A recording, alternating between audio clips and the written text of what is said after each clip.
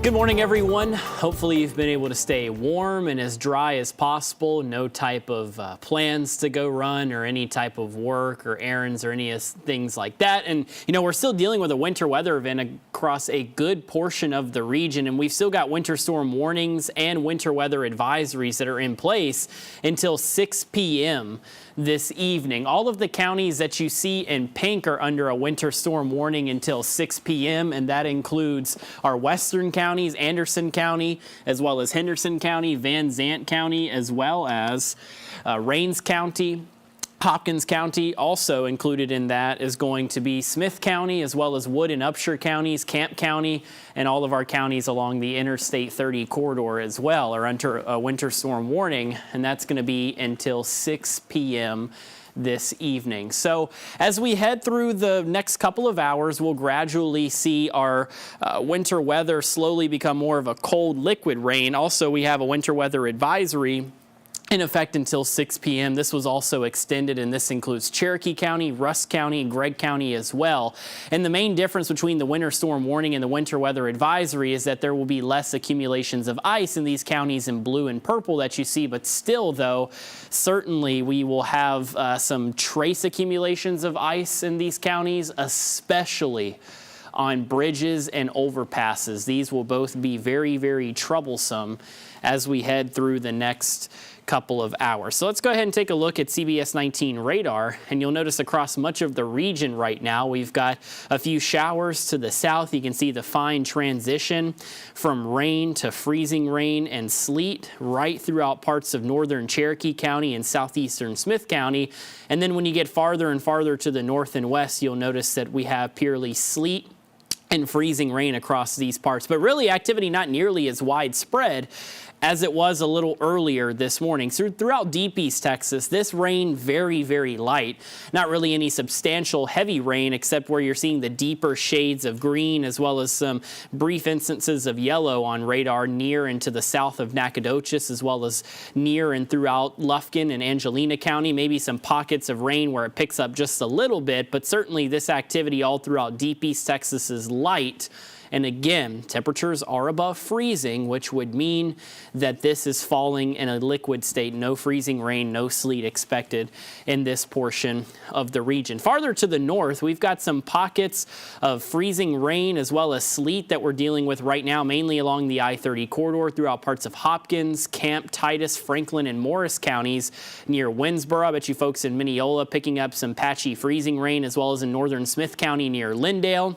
Throughout Van Zant County and Canton, picking up some freezing rain as well. And all of this activity is starting to get eaten away by the possibility of, by the possibility of some warmer temperatures, which we're starting to see temperatures warm up across much of the region. You'll notice that there's a rain to freezing rain transition that is throughout southern Smith County right now, and that is just to the south and to the east of White House. I bet there's at times some freezing rain that's trying to transition to rain as well in Jacksonville and Mount Selman as well as Frankston, and it's because we're starting to see some warmer air filter in from our east and southeast, and as we head through these next couple of hours, we're gradually going to see the freezing rain transition line move farther and farther to the north and to the west. So throughout parts of Smith County, near Tyler, to the south of Tyler, near White House, throughout Bullard and Flint and Troop, I think it's a freezing rain that is slowly but surely making its way to become more of a cold liquid rain, since we're going to have temperatures that are going to be able to slowly climb above 32 degrees. We look out from our CBS19 studio camera. It looks like a snow globe outside, and we're zoomed in with our camera atop the Troop and the Loop, and you can see off in the distance where pretty much all of the trees are covered with icicles. If you look even very closely throughout parts of the power lines off in the distance, you can see where the ices began to accumulate on these as well.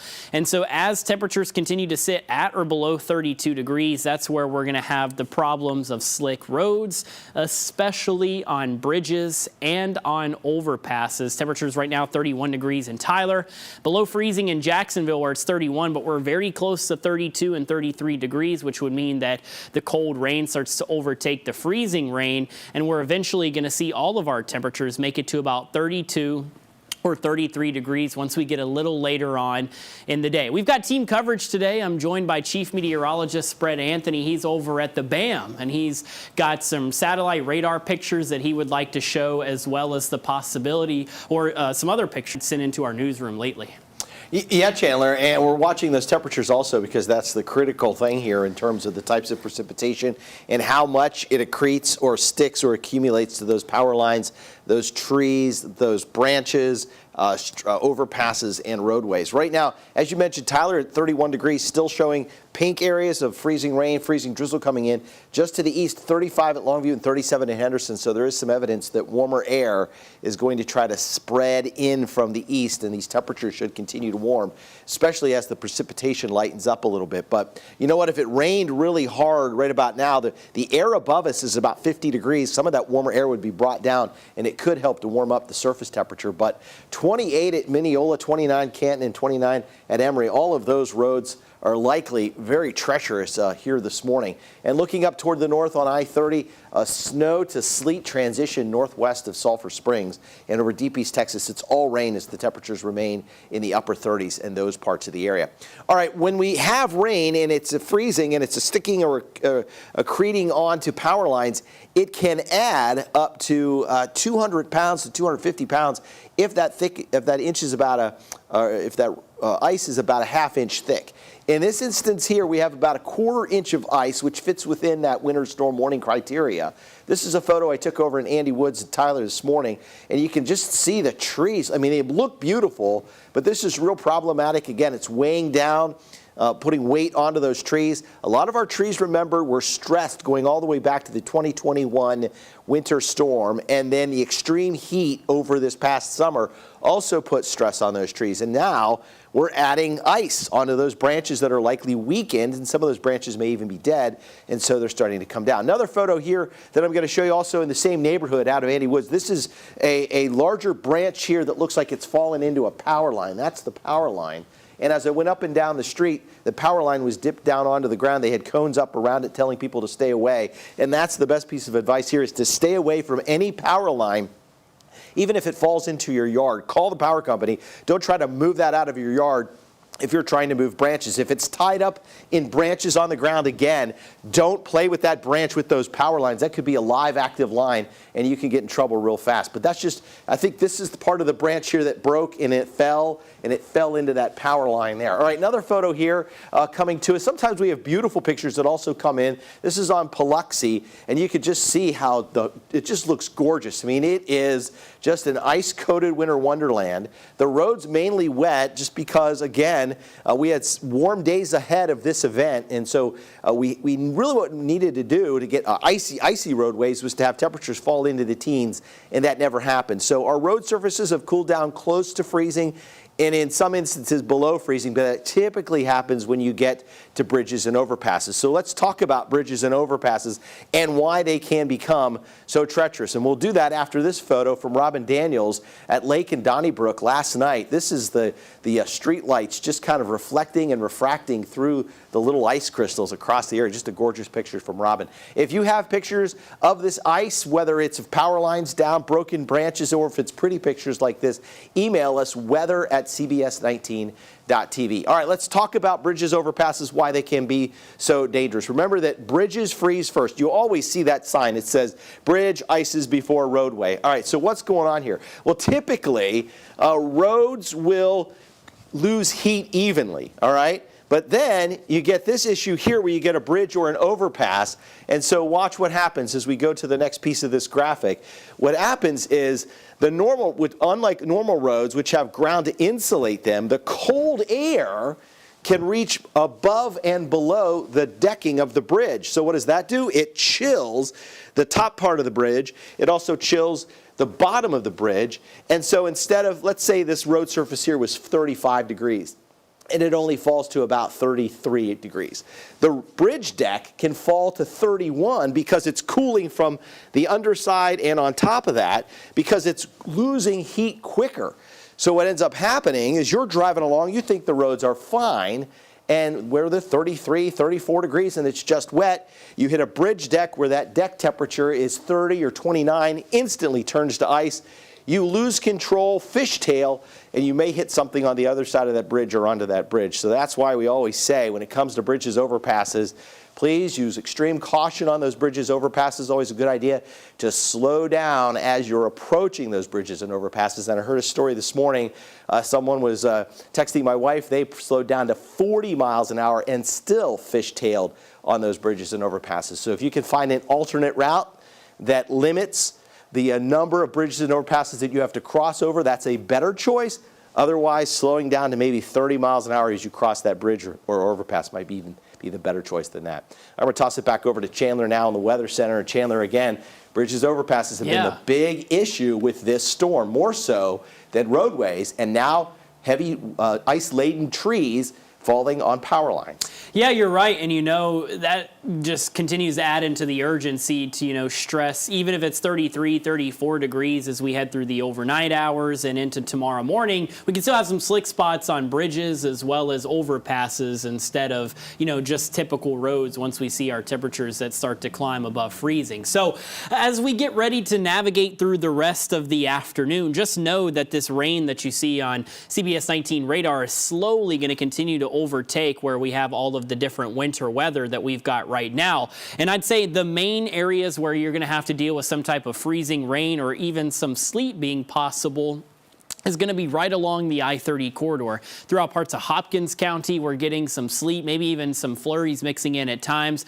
and that includes Titus, Franklin, and Morris counties, all dealing with some type of sleet. Though, for you folks in Morris County who are watching, know that we're starting to see a transition from freezing rain into rain as temperatures start to warm up throughout parts of Morris County. Of course, that is some good news. Camp County, also a bit of a transition. Most of the county, including Pittsburgh, currently dealing with some freezing rain. Throughout Smith County, starting to see the transition from freezing rain to rain as we get some warmer air in from our east and southeast. And eventually, all of us, I think, are going to have a pretty good chance at getting just a cold liquid rain rather than having to deal with some type of freezing rain or sleet. So as we head through the rest of the day, we'll walk you through future skycasts. You'll notice that, again, we have these showers, and notice how the greens start to take control of the pinks as we get later into the day and into this evening, and that would signify, of course, that air has warmed up. And if you look on future skycasts, about 34 to 35 degrees, some of us even around 36, and that would just be a cold rain, and that's going to continue, and it'll especially pick up as we head into the night tonight and into tomorrow morning. So by tonight and early tomorrow morning, maybe out in our western counties or along the I-30 corridor, we could have temperatures that are just cold enough that we get a little bit of freezing rain to deal with at times. I think for many of us, though, it's just going to be a cold, liquid rain, no type of freezing rain, I guess, to deal with, or sleet or any of that winter weather stuff. That'll be all gone by the time we get going, especially into tomorrow afternoon. And as a matter of fact, most of the rain is gone by tomorrow afternoon. Just a few showers to deal with as we head into tomorrow night. You'll notice that we get another secondary wave of showers to pass through. But the good news is that by the time we get into Friday morning, we'll start to see the showers clear out with it. Clouds will clear out as well. And before you know it, we're back to sunshine by the end of the day on Friday. Temperatures are going to climb into the low 50s thanks to all the sunshine we're expected to get.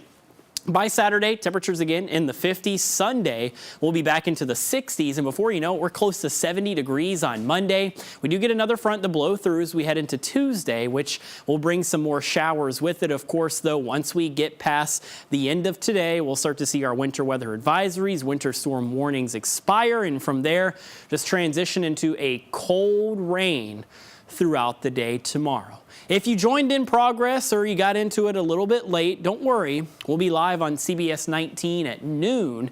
We'll have continuous weather coverage there. We'll also have some live interviews from different officials around East Texas talking about some power updates, also some current road conditions, especially on I-20 where we've had some troublesome spots so far. So from Chief Meteorologist Brett Anthony, I'm meteorologist Chandler Jordan. Please stay warm, stay safe, stay dry today. Again, if you missed this or you joined in progress, don't worry. In about 25 minutes, we're going to be live on CBS 19 for the noon show. And with that, we'll have some continuous weather coverage. In the meantime, though, enjoy the rest of your day.